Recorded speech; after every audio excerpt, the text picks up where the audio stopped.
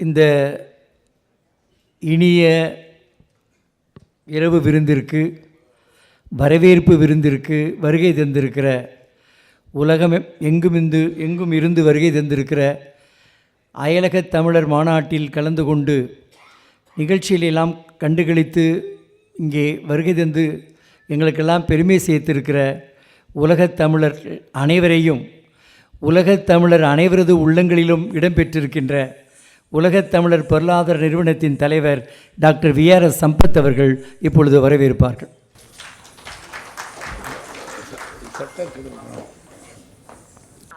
அவையோருக்கு என்னுடைய அன்பு கலந்த வணக்கம். உலகத் தமிழர் பொருளாதார கழகம் மற்றும் சென்னை வளர்ச்சிக் கழகத்தின் சார்பில் வெளிநாட்டிலிருந்து வருகை தந்துள்ள பெருமக்களுக்கு வரவேற்பு நிகழ்ச்சியாகவும், தொடர்ந்து ஆற்றி வருகின்ற பல்வேறு பணிகள் குறித்தும், புதியதாக தொடங்கவிருக்கின்ற புதிய திட்டங்கள் குறித்தும், தலை சிறந்த தமிழ் பெருங்குடி மக்களுக்கு விருதும் என்று பல நிகழ்ச்சிகளை ஒன்று சேர்த்து இங்கே வைத்திருக்கின்றோம். இன்றைக்கு இந்த மாநாட்டினுடைய இறுதி நாள், அதாவது தமிழ்நாடு அரசாங்கத்தால் நடத்தப்படுகின்ற உலக தமிழர் தினத்தினுடைய 2வது நாள், கடைசி நாள். இன்று இரவு தமிழ்நாடு அரசாங்கத்தால் அதிகாரப்பூர்வமாக எந்த ஒரு விருந்தும் இல்லை. ஆகவே அவரிடம் பலமுறை நாங்கள் கேட்டு, நாங்கள் இன்று மாலை ஒரு நிகழ்ச்சி வைத்து கொள்ளலாமா என்று நாங்கள் கேட்டோம். நாங்கள் நடத்தவில்லை, நீங்கள் நடத்துவதாக இருந்தால் நடத்தலாம் என்று சொன்னார்கள். அந்த அடிப்படையில் இந்த நிகழ்ச்சியை நாங்கள் ஏற்பாடு செய்திருக்கிறோம். இந்த நிகழ்ச்சியை, இதே போல நிகழ்ச்சியை சென்ற ஆண்டும் ஒரு முழு நாள் மாநாடாக இதே அரங்கத்தில், இதே ஹோட்டலில் நாங்கள் நடத்தினோம். பலரும் முழு நாள் இங்கே இருந்து அந்த மாநாட்டை வெற்றிகரமாக நடத்தி கொடுத்தார்கள். இந்த ஆண்டு மாலை நேர நிகழ்ச்சியாக நாங்கள் இதை மாற்றினோம். ஏனெனில் இன்றைக்கு, அதாவது சென்ற வாரம் எங்களைப் போலவே எங்களை பார்த்து இந்த மாதிரி நிகழ்ச்சிகளெல்லாம் நடத்த வேண்டும் என்று விரும்பி ரைஸ் என்கிற நிறுவனம் ஒன்று நடத்தி வருகிறார்கள். அவர்கள் ஒரு நிகழ்ச்சியை மதுரையில் ஏற்பாடு செய்திருந்தார்கள். அது ஒரு 3 நாள் நிகழ்ச்சி. அடுத்த வாரம், அதாவது ஃபெட்னா என்கிற ஒரு நிறுவனம் கோயம்புத்தூரில் நடத்திருக்கிறார்கள். ஆகவே நிறைய நிகழ்ச்சிகள் தமிழர்களுடைய வளர்ச்சிக்காக நடைபெறுகிறது. ஆகவே தமிழர்களுக்கு நிறைய செலவும் இருக்கிறது. ஏனென்றால் பல நிகழ்ச்சிகள் அவர்கள் கலந்து கொள்ள வேண்டும். ஆகவே பல நிகழ்ச்சிகள் இருக்கிறது. அதே நேரத்தில் இன்றைக்கு எடுத்துக்கொண்டால் சென்னையிலே 3 இடங்களில் இரவு விருந்து காத்திருக்கிறது. ஒன்று லீமெரிடின், இன்னொன்று ஃபுல்மன் ஹோட்டல். அதை பாலகிருஷ்ணன் ஐஏஎஸ் அவர்கள், அதாவது ரோஜா முத்தையா நூலகத்திற்கு நிதி திரட்டுவதற்காக ஒரு விருந்தினை ஏற்பாடு செய்திருக்கிறார். அதே போல் மலேசியாவில் வந்த நண்பர்களுக்காக மலேசியா முன்னாள் அமைச்சர் திரு சரவணன் அவர்கள் ஒரு விருந்தை ஏற்பாடு செய்திருக்கிறார். இருப்பினும் கூட நாங்கள் எங்களுடன் தொடர்ந்து பயணம் செய்கின்ற பல்வேறு முக்கிய பிரமுகர்களை வரவேற்க வேண்டும் என்று எண்ணிதான் இந்த விருந்தினை நாங்கள் ஏற்பாடு செய்திருக்கிறோம். இன்றைக்கு இந்த விருந்திற்கு வருகை தந்துள்ள இலங்கை நாட்டினுடைய துணை அமைச்சர் திரு பிரதீப் சுந்தரலிங்கம் அவர்களை வரவேற்பதில் நான் மிகுந்த மகிழ்ச்சி அடைகின்றேன். திரு பிரதீப் சுந்தரலிங்கம் நீண்ட நாட்களாக அவருடன் பல்வேறு தொடர்புகளை ஏற்படுத்தி அவருடன் பேசி வருகிறேன். அவர் ஒரு நல்ல தொடர்பாளர், தலைவர், சொற்பொழிவாளர், மக்களுக்கு தொண்டாற்றுவதில் மிகுந்த அக்கறை கொண்டவர், தமிழர்களுடைய வளர்ச்சியில் மிகுந்த அக்கறை கொண்டவர். இலங்கையில் உள்ள தமிழர்களுடைய ஒவ்வொருவருடைய வளர்ச்சியிலும் அவர் பங்கேற்பதை நான் பார்த்திருக்கின்றேன். அவர் சென்னை வந்தபோது என்னிடம் அதை பற்றித்தான் என்னிடம் பல முறை பேசியிருக்கிறார். தமிழ்நாடு அரசாங்கம் என்ன செய்யும், இந்திய அரசாங்கம் என்ன செய்யும், மக்கள் என்ன செய்வார்கள், எங்களுடன் எப்படி கலந்துரையாடவர்கள் என்பதை பற்றியெல்லாம் அவர் என்னிடம் பேசியிருக்கிறார். சிறு உரையாடலாக இருந்தாலும் அதை பற்றி பேசுவார். அதே போல் இங்கே வந்திருக்கின்ற Mauritius minister, I am very happy to welcome mister professor doctor Rajan Narasingar. Is a minister for foreign affairs as well as international trade. He is from Mauritius government. The Professor Rajan is a wonderful personality and educated and a very well known about the international politics, international development, and Mauritius development. He's always taking Mauritius to all over the world to develop Mauritius. The Mauritius, 10% of the population is Tamils.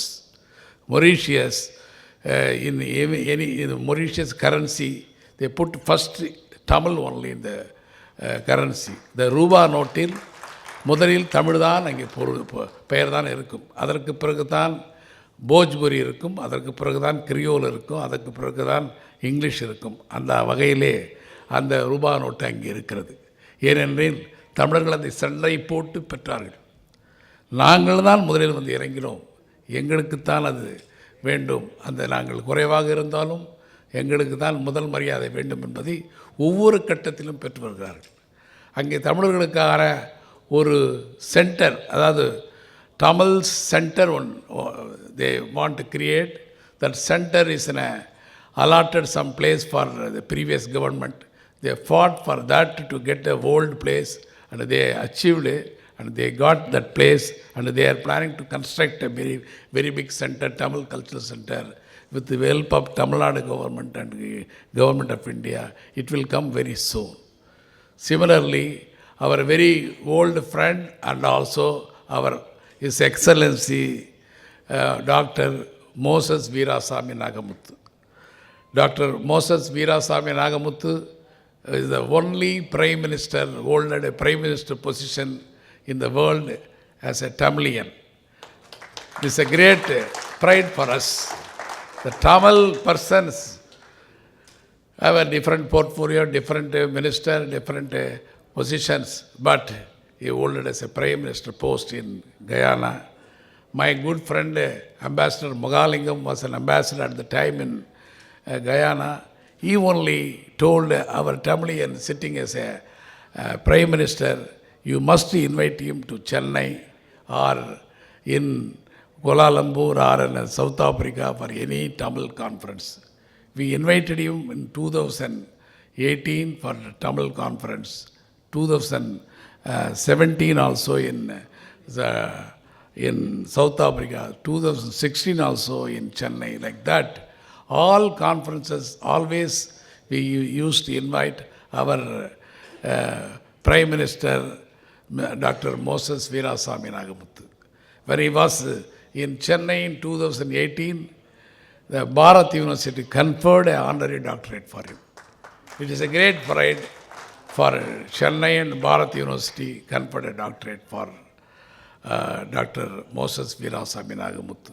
He invited me as a Prime Minister guest to Guyana. I was there for a week and I travelled whole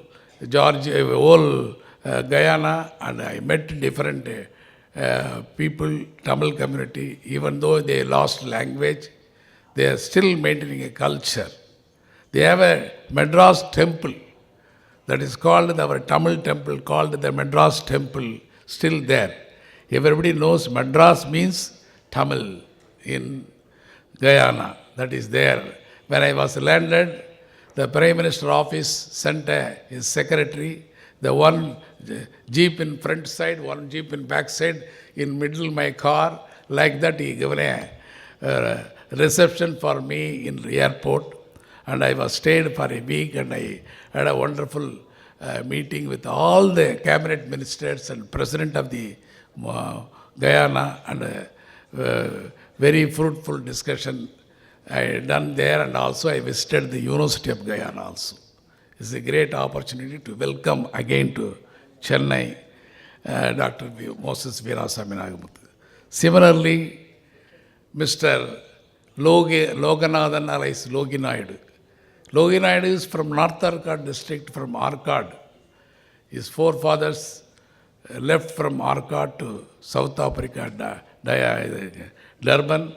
You know, 162 years before, they left all the people, more than 2 ships from Chennai. They landed not in Mauritius, not in Reunion. Directly they landed in Durban. Then now is in Durban more than 10 lakhs people living. 10 லட்சம் தமிழர்கள் வாழுகிற ஒரே நகரம் Durban தான். அதுதான் அந்த ஊரில் ஒரு விசேஷம்.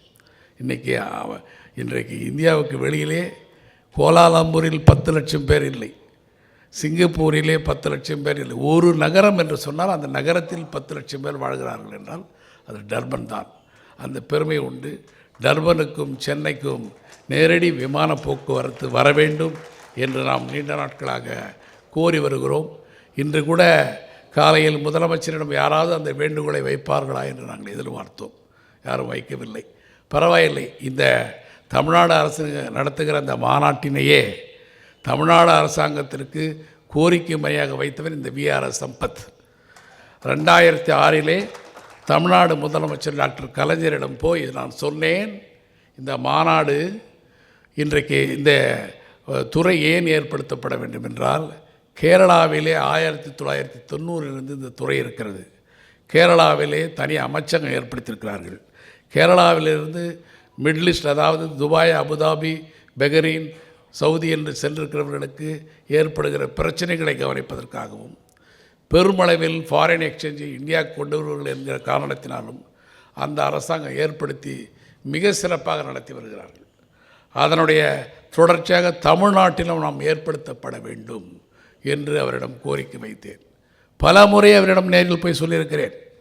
அதற்கு பிறகு 2009 அவர் முதலாக டிபார்ட்மெண்ட் ஆஃப் ரீஹபிலிட்டேஷன் எம்ப்ளாய்மெண்ட் துறையின் வழியாக முதலில் எம்ப்ளாய்மெண்ட் அண்ட் தேர் இஷ்யூஸ் சம்பந்தமாக ஒரு துறையை உருவாக்கினார். அதனுடைய தொடர்ச்சியாகத்தான் 10 ஆண்டுகளுக்கு பிறகு இன்றைய முதலமைச்சர் அவர்கள் 2021 அதை விரிவுபடுத்தி நான் ரெசிடென்ட் தமிழ்ஸ் வெல்ஃபேர் டிபார்ட்மெண்ட் உருவாக்கினார்கள். அது கூட என்னவென்றால், இந்திய அரசாங்கத்திற்கு சில எல்லைகள் உண்டு. இந்தியாவிலிருந்து வெளிநாட்டுக்கு சென்றவர்களை கவனிப்பது சரி, மற்றவர்களை நீங்கள் கவனிக்க முடியுமா என்றார்கள். ஆகவே தான் இவர்கள் என்ன செய்தார்கள் அதை என்றால், நான் ரெசிடென்ட் தமிழ்ஸ் என்று மாற்றினார்கள். அதற்கு பிறகு அது அயலகம் என்று மாற்றப்பட்டது. அதற்கு காரணம் என்னவென்றால், இந்தியா முழுவதும் இருக்கிற மற்ற மாநில தமிழர்களையும் சேர்த்து அந்த துறை கவனிக்க வேண்டும் என்பதற்காக, தமிழ்நாட்டில் இல்லாத எவருக்கும், எந்த ஒரு தமிழருக்கும் இந்த துறை உதவ வேண்டும் என்பதற்காக அது மாற்றப்பட்டது. அதன் வழியாக இன்றைக்கு 4 மாநாடுகள் மிக சிறப்பாக நடத்தப்பட்டு வருகிறது என்பது நமக்கெல்லாம் பெருமைக்குரிய ஒன்றாகும். அந்த வகையில் இன்றைக்கு 4 திட்டங்களை நாங்கள் இன்றைக்கு அறிமுகப்படுத்தியிருக்கிறோம். ஒரு திட்டம் ஆல்ரெடி முன்னரே அறிமுகப்படுத்தப்பட்டு விட்டது. அதாவது சென்ற ஆண்டு அக்டோபர் 1, 2, 3, 4, 5 தேதிகளில் வாஷிங்டன் டிசியில் மிக பெரிய அளவில் இங்கே வந்திருக்கிற திரு கால்டுவெல் போன்ற முக்கிய பிரமுகர்களுடைய உதவியால் ராஜன் அவர்களும் திரு நெப்போலியன் அவர்களும் ஒன்று சேர்ந்து எங்களுக்கு மிகப்பெரிய மாநாட்டினை அங்கே நடத்தி கொடுத்தார்கள். அந்த மாநாடு இந்த உலகத்திலே நடத்தப்பட்ட தமிழ் மாநாட்டுகளிலே மிக சிறப்பு வாய்ந்த மாநாடு என்று பெயர் பெற்றுவிட்டது. அந்த மாநாட்டினுடைய தொடர்ச்சியாக ராஜன் அவர்களிடம் நாங்கள் வேண்டிக் கொண்டோம், நீங்கள் இதனுடைய தொடர்ச்சியாக இன்றைக்கு எங்களுடைய தீர்மானமாக பலமுறை நாங்கள் நிறைவேற்றிருக்கிறோம். வாஷிங்டனில் ஒரு தமிழர் இல்லம் தொடங்க வேண்டும். அதற்கு அதாவது எப்படி ஒவ்வொரு ஊரிலும் ஒய்எம்சி இருக்கிறதோ அதே போல் நீங்கள் தொடங்க வேண்டும். 1916 அன்னி பெசன்ட் சென்னையிலே வந்து யங்மேன் இண்டியன் அசோசியேஷன் தொடங்கினார்கள். YMIA கிட்டத்தட்ட 20 ஏக்கர் நிலத்தை பெற்று பல இடங்களில் அந்த சென்டரை உருவாக்கினார்கள். அது அவருக்கு பிறகு அப்படியே நின்று போய்விட்டது. ஆனால் தமிழர்களுக்கு, உலகம் முழுக்க தமிழர்களுக்கு தமிழ் கலாச்சாரம், தமிழ் உணவு, தமிழ் பண்பாடு என்று ஒவ்வொன்றையும் ஒன்று சேர்த்து ஒரு கமர்ஷியல் ப்ராஜெக்டாக நீங்கள் கொண்டு வர வேண்டும் என்று சொன்னோம். அதனுடைய தொடர்ச்சியாக 12 ஏக்கர் நிலத்தை திரு ராஜன் அவர்கள் பெற்று அதற்கு இப்போ அங்கே வந்து ஒரு பெரிய அளவிலே ஒரு தமிழ்நாடு, அதற்கு பேர் குளோபல் தமிழ்நாடு ஹவுஸ் என்று அவர்கள் பெயரிட்டிருக்கிறார்கள். அது மிகப்பெரிய ஒரு பெரிய வெற்றி. அது வந்து அந்த சென்டரில் 100 ரூம்ஸ் இருக்கும், ஒரு ஷாப்பிங் மால் இருக்கும், ஒரு மல்டி குஷன் ரெஸ்டாரண்ட் இருக்கும், லைப்ரரி இருக்கும், இன்டோர் கேம்ஸ் இருக்கும் என்று அளவில் அது திட்டமிட்டிருக்கிறார்கள். நான் தான் அந்த திட்டத்தை அவரிடம் கொடுத்தேன். அவர்கள் அதற்கு ஒத்துக்கொண்டு அதற்கான பணிகளை அவர்கள் தொடங்கியிருக்கிறார்கள். அந்த தொடக்க விழா சென்ற மாதம், அதாவது போன நவம்பர் மாதம் சென்னையிலே மிக சிறப்பாக நடத்தப்பட்டது. அதனுடைய தொடர்ச்சியாக சென்னையில் அதே போல் ஒரு ப்ராஜெக்டை தொடங்க வேண்டும் நாங்கள் முயற்சித்து வருகிறோம். அதற்காகத்தான் எங்களுடைய பேட்ரன்ஸ், அதாவது doctor G Viswanathan, doctor Palani G Periyasamy, doctor VGP சந்தோஷம் என்று 10 பேர் இருக்கிறார்கள். இவர்கள் அனைவரும் ஒன்று சேர்ந்து இவர்கள் முன்னிலையில் விரைவில் சென்னையில் அதே போல குளோபல் தமிழ்நாடு ஹவுஸ் ஒன்றை ஏற்பாடு செய்வோம் என்கிற திட்டத்தை உங்கள் அனைவருக்கும் நான் தெரிவித்துக் கொள்கிறேன். அதே போல் சென்னை இன்றைக்கு எடுத்துக்கொண்டால் உலகத்திலே பல மொழிகள் இருக்கின்றன. பல்வேறு நாடுகளில் பேசப்படுகிற மொழியாக இன்றைக்கு தமிழ் இருக்கிறது. அதாவது இந்தியாவில் உள்ள மொழிகளில் பல நாடுகளில் பேசப்படுகிற மொழிகளில் முதல் வரிசையில் தமிழ் உள்ளது. இந்தி இல்லை. இரண்டாவது பெங்காலி இருக்கிறது. பெங்காலியில் பேசுகிறார்கள், பங்களாதேஷில் பேசுகிறார்கள். தமிழ்நாட்டில் தமிழை தமிழ்நாட்டிலும் இலங்கையிலும் மலேசியாவிலும் சிங்கப்பூரிலும் மொரீஷியஸிலும் தென்னாப்பிரிக்காவிலும் கயானாவிலும் அமெரிக்காவிலும் ஆஸ்திரேலியாவிலும் கனடாவிலும் என்று சொல்லிக்கொண்டே போகலாம். இப்படி பல நாடுகளில் பேசப்படுகிறது. அந்த Tamil மொழியினை we want to include as additional language to United Nations. United Nations have a policy for now. The full-fledged language of UN is English, Spanish, Russian, Arabic, and one more language, 4 or 5 languages. Then additional languages, many languages, 11 languages are there. There's 2 Indian languages. One is Hindi, number 2 is Bengali. We want to include Tamil as an additional language. We must send a proposal by Government of India to United Nations. So we must pressurize by our Tamil Nadu government. Already we given a representation to the government of Tamil Nadu, Chief Minister of Tamil Nadu, to pass a resolution forthcoming assembly. Similarly, we written a letter to all the member of parliament of India, Tamil Nadu, 40 member of parliament, Lok Sabha, 18 Rajya Sabha, and 2 nominations, 60 MPs. We written a letter, many MPs replied they will take up to the Prime Minister and External Affairs Minister to include Tamil as an additional language.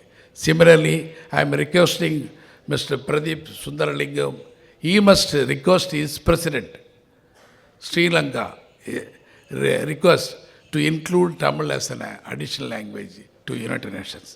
So that we have a qualification that is simply they can recommend, it will be useful. Similarly, Malaysia can do and Singapore can do. We have to work it out that the detailed project will be explained in Tamil very soon after my welcome address by Mr. Professor Muthuvelu. The next program, next plan is we are running a Sattakadir, Tamil Law Journal. The India legal language English. Every state is a state language is not utilized for legally. But 1956, C. Subramaniam introduced Tamil as an official language in Tamil Nadu. In 1975, Kalaignar introduced state court, subordinate court, all Tamil as an additional language. Still, High Court is only using English. So we want to encourage Tamil as an official language of High Court and subordinate court. So we started a Tamil Law Journal in 1992. For the past 33 years, we are publishing on monthly basis. In net result, now we want to take up these issues. Furthermore, we are planning to start a legal Tamil research library in big level.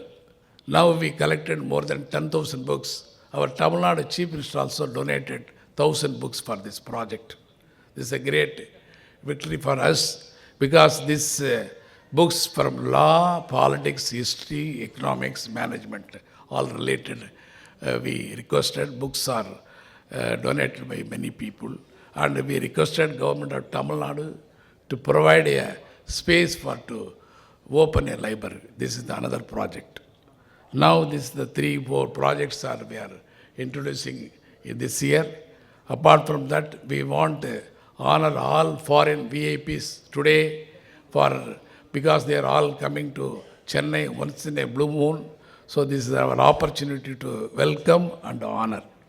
Apart from that, நாங்கள் இன்றைக்கு 13 பேரை தேர்வு செய்து அவர்களுக்கு உலக சாதனையாளர் விருதினை வழங்க இருக்கின்றோம். அந்த விருதிற்கு பெயர் குளோபல் அச்சீவர் அவார்டு.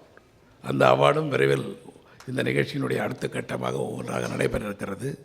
அந்த வகையில் உங்கள் அனைவரையும் மீண்டும் வருக வருக வருக என்று மனமுகந்து வரவேற்கின்றேன். இந்த நிகழ்ச்சிக்கு எது செய்தாலும் எங்களுடைய முதலமைச்சருடைய பார்வைக்கு அதை எடுத்து சொல்வோம்.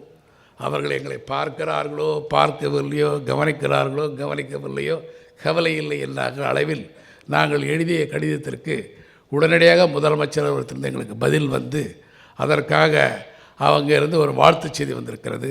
அதை பேராசிரியர் பாலசுப்ரமணியம் அவர்கள் இப்போது வாசிப்பார்கள். ஆமாம். அடுத்தது அனைவருக்கும் வணக்கம். உலக பொருளாதார நிறுவனத்தின் பல்வேறு செயல்பாடுகளையும் இன்றைய நிகழ்வுகளையும் பாராட்டி மாண்புமிகு தமிழ்நாடு முதலமைச்சர் திருமிகு மு.க. ஸ்டாலின் அவர்கள் இன்று ஒரு வாழ்த்து செய்தியினை நமக்கு அனுப்பியிருக்கிறார்கள். அதனை வாசிப்பதில் பெருமை அடைகின்றேன். உலக தமிழர் பொருளாதார கழகத்தின் சார்பில் இன்று 12/1/2026 சென்னை லீ ராயல் மெரிடியன் ஓட்டலில் பாராட்டு மற்றும் விருதுகள் வழங்கும் விழா நடைபெறுவது அறிந்து மகிழ்ந்தேன். இந்த அமைப்பின் சார்பில் பன்னாட்டு தமிழர்கள் மேம்பாட்டுக்காக பல்வேறு முன்னெடுப்புகள் தொடர்ச்சியாக மேற்கொள்ளப்பட்டு வருகின்றன. உலகளாவிய தமிழர்களை பல்வேறு தளங்களிலும் ஒருங்கிணைக்கும் பொருளாதாரத்துறை சார்ந்த மாநாடுகளை கடந்த 2009ஆம் ஆண்டு தொடங்கி இன்று வரை நடத்தி வருகிறது. இதுவரை 12 உலக பொருளாதார மாநாடுகள் இந்த அமைப்பின் சார்பில் நடத்தப்பட்டுள்ளன. இந்த மாநாடுகள் மூலம் சர்வதேச சமூகம், வணிக தலைவர்கள் மற்றும் உலகெங்கிலும் உள்ள நிபுணர்களுடன் நெருக்கமான ஒத்துழைப்பு, கூட்டாண்மை உருவாக்குவதற்கான உரையாடல்களை ஊக்குவிக்கும் விதமாக இது அமைந்துள்ளது. இத்தகைய முயற்சிகளை தொடர்ந்து மேற்கொண்டு வரும் உலக தமிழர் பொருளாதார கழகத்தின் தலைவரும் நிறுவன தலைவருமான முனைவர் திரு VRS சம்பத் உள்ளிட்ட நிர்வாகிகளுக்கு எனது பாராட்டுக்களை தெரிவித்துக் கொள்கின்றேன். அயலக தமிழர் தினத்தன்று உலக தமிழர்களை பாராட்டி விருது வழங்கும் இந்த விழாவை இந்த அமைப்பு சென்னையில் நடத்துவது எனக்கு மிகவும் மகிழ்ச்சியாக இருக்கிறது. விழா வெற்றிகரமாக அமைந்திடவும் இலக்குகளை வென்றிடவும் எனது உள்ளார்ந்த வாழ்த்துக்களை தெரிவித்துக் கொள்கின்றேன். அன்புடன் மு.க. ஸ்டாலின். நன்றி, வணக்கம்.